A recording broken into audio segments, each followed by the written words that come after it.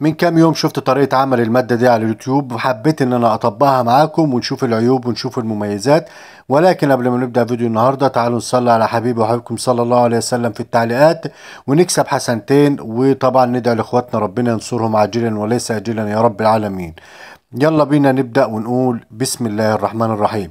اول حاجة يا جماعة انا بجيب معايا مذيب لاكيهات، وبعد كده ببدأ ان انا احطه برطمان من الازاز. مهم جدا ان انا بستخدم يا جماعة برطمان من الازاز، علشان خاطر لو حطيت المادة ببرطمان من البلاستيك ممكن يسيح مع مرور الوقت، لكن الازاز ما بيحصلش فيه اي مشكلة. بعد كده بجيب المعالق البلاستيك وببدأ بعد كده ان انا اكسرها واحطها بنفس الطريقة دي. طبعا المعالق دي بتكون موجودة في المحلات اللي بتبيع لوازم الأدوات المنزلية، وكمان الحاجات اللي هي البلاستيكات والحاجات الخاصة بالمطابخ والحاجات اللي زي دي. عايز أقول لكم برضو إن أنا بعد ما استخدمت المادة دي يا جماعة وجربتها معاكم في الفيديو ده، عملت منها كمية كبيرة بسم الله ما شاء الله. يعني عملت منها برطمانين زي اللي انتوا شايفينهم دولت، واحتفظت بيهم علشان بعد كده اقدر ان انا استخدمها، لان هي فيها حاجة برضو هنشوفوها دلوقتي. طبعا انا بعد ما خلصت ابتديت ان انا احطها وسبتها 12 ساعة. المفترض يا جماعة ان انت بتسيبها 24 ساعة علشان تبقى سايلة خالص. المادة دي كل ما تسيبها وقت بتبدأ ان هي تتفاعل مع بعضها، ويبدأ القوام بتاعها يكون سائل اكتر، فبالتالي تقدر تستخدمها بكل سهولة والنتيجة تكون افضل وافضل كمان. المهم بعد كده اخدت شوية وابتديت ان انا احط عليهم اللي هو السكيب يا جماعة. السكيب او مركزات الالوان، لازم تاخدوا بالكم ان مركزات الالوان بيكون مكتوب عليها ان هي تنفع للالوان المائيه والالوان الزيتيه، لان في مركزات الوان بيكون مكتوب عليها تنفع للدهانات المائيه فقط، فدي مش هتنفع. لازم تكون الخامه نفسها بتاعت المركزات تنفع للاتنين.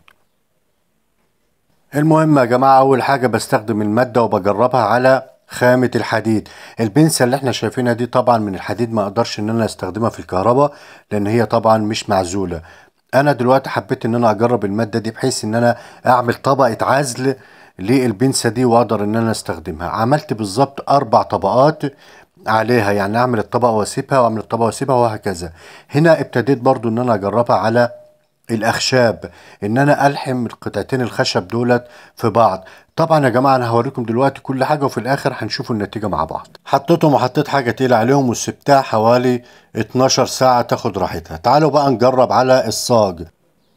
طبعا قطع الصاج دي يا جماعه من الحاجات بالنسبه لي مهم جدا ان انا الاقي لها حاجه تلحمها بشكل كويس، لان انا بالنسبه لي لو لحمتها اللحام اللي هو العادي اللي بيتلحم باللمبه ده فبتتخرم، فبالنسبه لي في مشكله. طبعا في حاجات جاهزه بتتشري جاهزه، ولكن احنا هنا بندور على حاجات تكون مش مكلفه وفي نفس الوقت نقدر ان احنا نعملها في البيت بكل سهوله.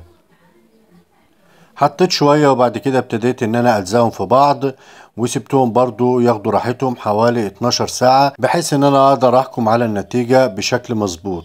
الفرشة دي يا جماعة دايما مكان المسامير الصغيرة اللي انتوا شايفينها دي مع غسيل والكلام ده كله، الحتت دي بتصدي، المسامير دي بتصدي واحيانا بتفك من القطعة اللي هي الصاج اللي قدامكم دي، وطبعا الفرشة بتبوظ.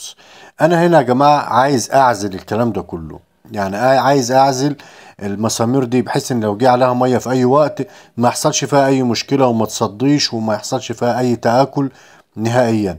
المهم ابتديت ان انا ادهنها بالماده دي، دهنتها 4 مرات. اول مره دي يا جماعه، وبعد كده ابتديت ان انا ادهنها المره التانيه. بعد ما بتدهن المره التانيه بتبدا ان هي تستر معاك بنفس الشكل ده، وبعد كده بتدهنها كمان مرتين علشان تعمل طبقه عزل وطبقه حمايه للفرشه اللي معانا. ويلا على الخامه اللي بعد كده، وهي خامه الكرتون. وخامه الكرتون بتتميز ان هي خامه رخيصه ومتواجده، مش مكلفه زي خامه الخشب او خامه الفبر او ايا كان. لا، هي دي طبعا متواجده وموجوده في البيت على طول. تعالوا نجرب. اديت اول حاجه طبعا يا جماعه الطبقه، واول طبقه سطرت معايا زي ما انتم شايفين، بعكس طبعا الصاج اخد كذا وش، لكن دي خدت وش واحد وممكن اديها كمان وش. عايز اقول لكم حاجه مهمه جدا وانتوا بتستخدموا السكيب او بتستخدموا اي مركز الوان، لازم تاخدوا بالكم اهوت من السهم بيقول لك هنا ينفع للدهان المائي او الدهان الزيتي. انا برضو حبيت ان انا ارجع تاني المعلومة دي علشان تاخدوا بالكم، مهم جدا علشان يبدأ ان هو يتفاعل مع المادة اللي معانا دي. بعد كده ابتديت ان انا اجرب لون تاني مع خامة تانية مختلفة. بكل بساطة بتحط المركز وبعد كده بتبدأ ان انت تقلب بشكل كويس جدا بحيث ان كله يندمج مع بعضه ويبدأ ان هو يعتبر مادة تلوين اساسية. انت مش محتاج هنا كمان ان انت تعمل طبقة بطانة على الدهان. انا هنا بستخدم على طول على القطع الجبس اهوت يا جماعة بشكل مباشر، الدهان بشكل مباشر، مش محتاج تحت منه لا معجونة ولا محتاج تحت منه بطانة اللي هو البلاستيك. انا بشتغل بشكل مباشر. فطبعا دي حاجة مميزة جدا جدا، بتوفر مون وكمان بتوفر معاك وقت، وكمان النتيجة غير متوقعة بالمرة. لا تقول لي بلاستيك ولا تقول لي زيت ولا تقول لي اي حاجة من دي، لا المادة دي بصراحة عدت الكلام ده كله، وكمان السعر مش غالي وبتديك نتيجة مبهرة. تعالوا نشوفوا هنا. استخدمتها برضو في مادة البلاستيك. كان عندي كوتش، طبعا الكاوتشات كلها سبحان الله بتتقطع من نفس المكان ده. يعني عندي كده كرتونة مليانة، وطبعا بيتهيألي ان الكرتونة دي موجودة عند الكل، يعني كرتونة مليانة ومقطوعة من نفس المكان ده. المهم بعد كده ابتديت ان انا اجيب المادة، حطيتها في سرنجة وابتديت ان انا املى من الداخل، وسبتها برضو بحيث ان هي تنشف وتاخد راحتها. سبتها حوالي 10 ساعات او يوم كامل، والله ما فاكر، بس هي سبتها اكتر من 12 ساعة يعني.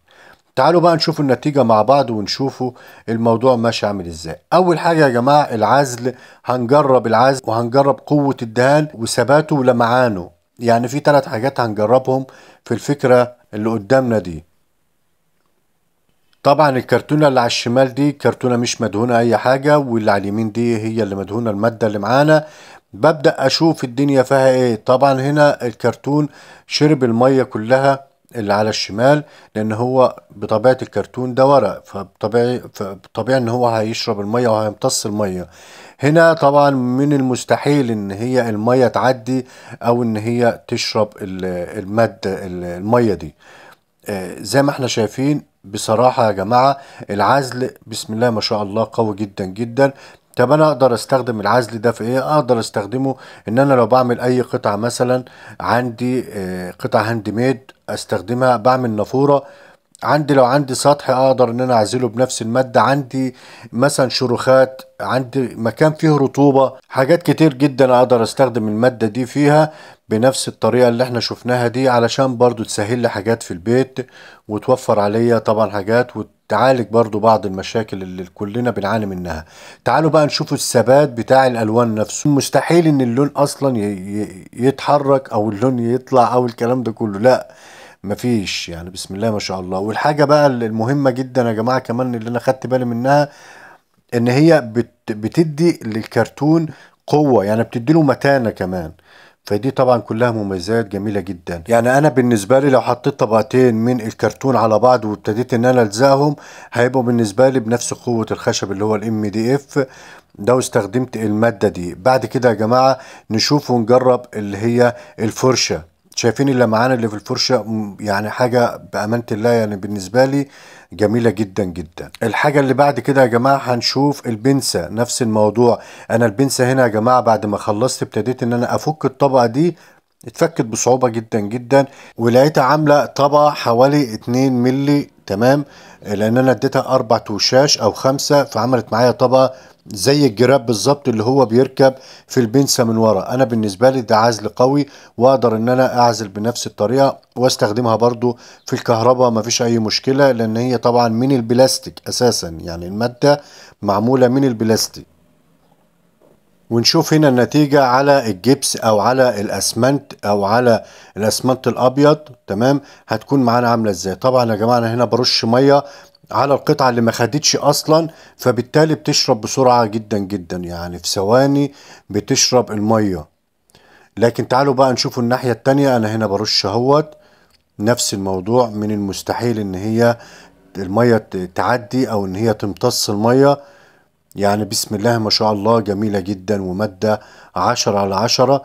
وهنشوف دلوقتي برضو في اللزق بتبقى عاملة ازاي بكل حيادية، والعيوب والمميزات بتظهر قدامكم في الفيديو. والحمد لله يعني ربنا يكرمنا، ودايما يا رب يكون عندنا مصداقية كده ونكون عند حسن ظنكم ان شاء الله. شوف يا جماعة الثبات بتاع الالوان ابهرني بأمانة الله، يعني قوي جدا جدا جدا، وده اللي انا كنت بدور عليه ولكن هو موجود ان انت تشتري جاهز، لكن ان انت تعمل مادة زي دي وتكون بنفس الكفاءة دي، فبصراحة يعني انا بالنسبة لي جميلة جدا جدا. طبعا مع مادة البوليسترين هنا، شوفوا يا جماعة اللحام مش حلوة. يعني المادة دي بالنسبة لي انا عزل ودهان تلميع مية مية، ما فيهاش كلمة. لكن انا بالنسبة لي لحام لا، فاشلة فاشلة من الدرجة الاولى. شوفوا اللحام يا جماعة، ما فيش ولا عملت اي حاجة اطلاقا.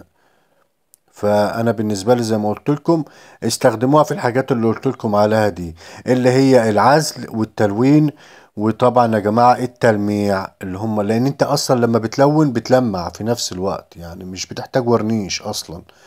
هنا نفس الموضوع برضو في الصاج. المادة اساسا بعد ما سبتها اكتر من 12 ساعة ما نشفتش وما مسكتش اصلا. اتمنى يا رب يكون الفيديو بالنسبة لكم مفيد، ويكون طبعا الفيديو بالنسبة لكم اضاف لكم حاجة جديدة ان شاء الله. باذن الله انا موجود معاكم، اي سؤال او اي تعليق تحت امركم.